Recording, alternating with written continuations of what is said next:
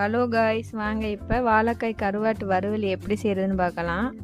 நான் 2 வாழைக்காய் எடுத்துருக்கேங்க. அது தோல் சீவிட்டு கட் பண்ணிக்கோங்க. கிராஸாக கட் பண்ணி எடுத்து வச்சுக்கோங்க. அதை ஒரு பாத்திரத்தில் சேர்த்துக்கோங்க. 1 ஸ்பூன் சால்ட் உப்பு சேர்த்துக்கோங்க. தேவையான அளவு உப்பு சேர்த்துக்கோங்க. லைட்டாக மஞ்சத்தூள் சேர்த்து பிசைஞ்சுக்கோங்க. லைட்டாக தண்ணி தெளித்து பிசைஞ்சு ஒரு 10 நிமிஷம் ஊற வச்சுருங்க.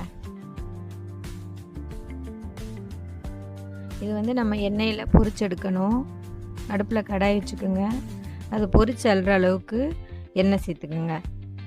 எண்ணெய் நல்லா சூடானதும் வாழைக்காயை அதில் சேர்த்து பொரிச்சு அள்ளிக்கலாங்க. இதை ஃபுல்லாக வேக விடக்கூடாதுங்க. அரைப்பதமாக வேக வச்சு எடுத்து வச்சுக்கணுமுங்க.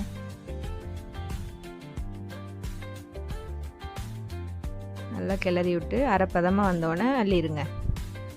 இப்போ அதே கடாயில் எண்ணெய் காஞ்சதும் 1 டீஸ்பூன் சோம்பு சேர்த்துக்கோங்க.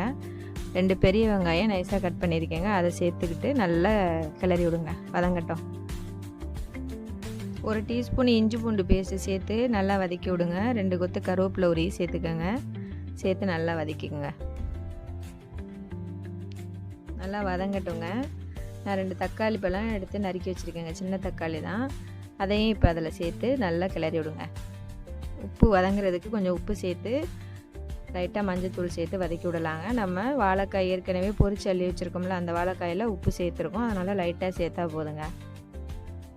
இது நல்லா வதங்கட்டுங்க. வதங்கினதுக்கப்புறம் 1/2 ஸ்பூன் மல்லித்தூள் சேர்த்துருக்கேங்க. நான் 1 ஸ்பூன் மிளகாத்தூள் சேர்த்துருக்கேங்க. சேர்த்து நல்லா அந்த பச்சை வாசனை போக வதக்கி விடுங்க.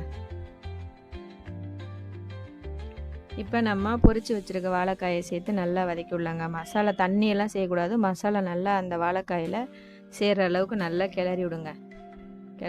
அவ்வளோதாங்க. வாழைக்காய் கருவாட்டு வறுவல் ரெடி. செஞ்சு பாருங்கள். பிடிச்சிருந்துன்னா லைக் பண்ணுங்கள், சப்ஸ்கிரைப் பண்ணுங்கள். இதுக்கு தேவைன்னா 1 ஸ்பூன் தேங்காய், 1/2 டீஸ்பூன் கசகசா, 1/2 டீஸ்பூன் சோம்பு சேர்த்து சும்மா குறைன்னு அரைச்சி இதில் சேர்த்துக்கலாம். தேவைன்னா சேர்த்துக்கலாம். நான் சேர்க்கலைங்க. கல்யாணத்துலலாம் சேர்த்துக்குவாங்க. இது கல்யாணத்தில் சைவ சாப்பாடுலாம் இந்த வாழைக்காய் கருவாட்டு வறுவல் இல்லாமல் இருக்காதுங்க. அவ்வளோதான். Okay bye. தேங்க்யூ.